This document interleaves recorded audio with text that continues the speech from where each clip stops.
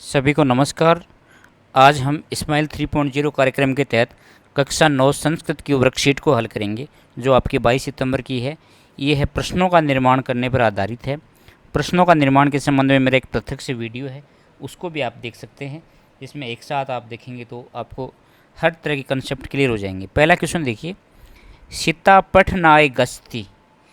सीता पढ़ने के लिए जाती है, तो क्या क्वेश्चन बनेगा? इसमें सीता और गस्ती ले लिया, पठनाय की जगह प्रश्नवाचक शब्द लिखना है। तो सीता क्यों जाती है, क्या रहेगा? सीता क्यों जाती है। और क्यों के लिए कौन सा शब्द प्रयोग करते हैं संस्कृत में? किमर्थम। कौन सा करते हैं? किमर्थम। तो सीता किमर्थम गस्ती, सीता क्यों जाती है। ये हो गया क्लियर। अब देखो वाक्य का यदि हिंदी अनुवाद अपने को आता है तो और उसका अपन हिंदी में ही संस्कृत में प्रश्न बना लें, और फिर जो क्यों निकल के आया है या कहाँ कैसे जो भी निकल के आता है वह संस्कृत में लिख दो तो प्रश्न बन जाता है। ये तो सीधी सी बात होगी नियमों की। अब मान लो हिंदी अर्थ नहीं आ रहा है तो क्या करेंगे? देखो सब चीज़ की अलग अलग हैं। कुत्र कहाँ आता है, सब चीज़ की स्पेशल कंडीशन है कि यदि जगह का नाम हो उसमें सप्तमी या द्वितीय हो तो कुत्र आता है, यदि जगह का नाम उसमें पंचमी हो तो कुतः आता है, यदि कैसा कैसी विशेषण वाला शब्द हो तो कथम या कीदृशः कीदृशी कीदृशम का प्रयोग करते हैं, यदि घड़ी समयवाची शब्द हो तो कदा शब्द का प्रयोग करते हैं, यदि संख्यावाची शब्द हो तो कति शब्द का प्रयोग करते हैं।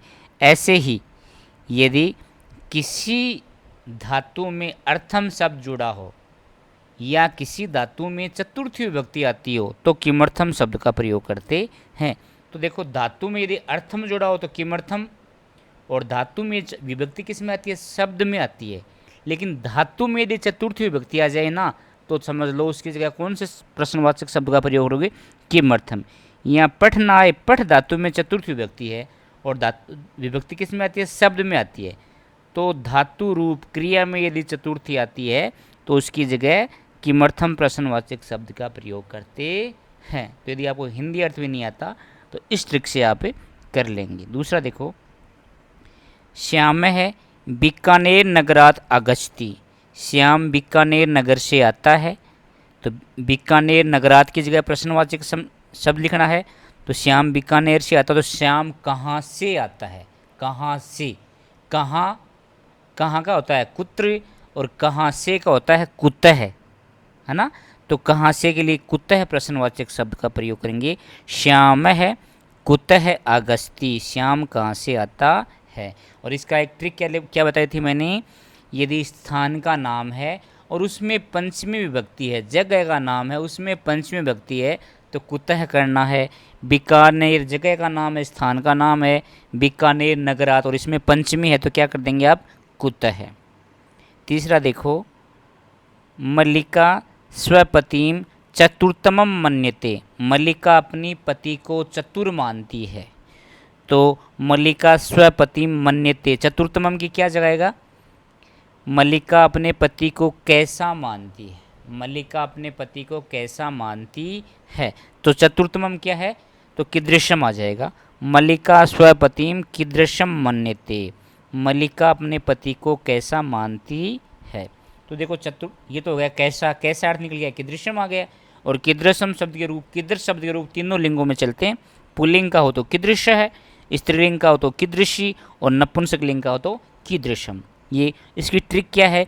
यदि विशेषणवाची शब्द हो, कोई चीज़ कैसी है, किसके समान है, ये उत्तर जिस शब्द से आ रहा हो।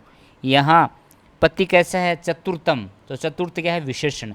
और विशेषणवाची शब्द हो उसकी जगह प्रश्नवाचक शब्द कौन सा लिखेंगे? कीदृश लिखेंगे।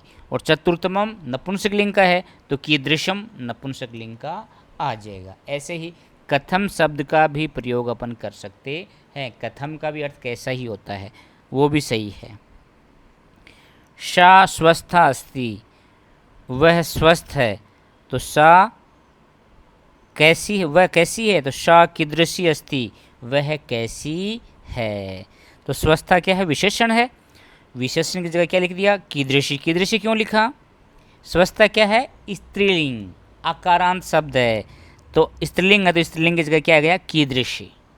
कथम शब्द तीनों लिंगों में एक जैसा है, तो यहाँ कीदृशम की जगह कथम लिख सकते हो, कीदृशी की जगह भी कथम लिख सकते हो आप, ठीक है ना, दोनों जगह कथम लिख सकते हो, लेकिन ज़्यादा उचित कीदृश शब्द का प्रयोग रहता है, क्योंकि लिंग के अनुसार इसके रूप आते हैं तो थोड़ा सा अच्छा लगता है या सबसे उचित प्रतीत होता है। कथम गलत तो नहीं होगा, लेकिन आपको कीदृश शब्द का ही, पुल्लिंग और स्त्रीलिंग में कीदृश शब्द का ही प्रयोग करना चाहिए।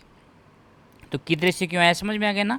सा स्वस्था, सा स्त्रीलिंग है और स्वस्था इसका विशेषण है, तो स्वस्था भी स्त्रीलिंग है, स्वस्था के अनुसार कीदृशी आ गया। राधा प्रातः काले पढ़ती, राधा सुबह के समय में पढ़ती है, तो राधा कब पढ़ती है, कब के लिए क्या लिखेंगे, कदा, और प्रातः काले क्या है, समयवाची शब्द है। समयवाची शब्द हो तो आपको बिना सोचे समझे क्या लिखना है, कदा। संख्यावाची शब्द हो तो कति। स्थानवाची शब्द और उसमें द्वितीय या सप्तमी हो तो कुत्र, पंचमी हो तो कुतः, है ना। ये तो कुछ विशिष्ट शब्द हैं, और बाकी बची हुई जगह क्या आएंगे, किम शब्द आएगा, और किम शब्द के रूप तीनों लिंगों में चलते हैं। जो लिंग विभक्ति वचन प्रश्नवाची शब्द की है, वही लिंग विभक्ति वचन जो रेखांकित पद की होनी चाहिए। तो ये वर्कशीट पूरी हुई, आपकी समझ में आए तो लाइक करें, शेयर करें, सब्सक्राइब अवश्य करें। एक नई वर्कशीट के साथ या पाठ के साथ पुनः मिलते हैं। धन्यवाद।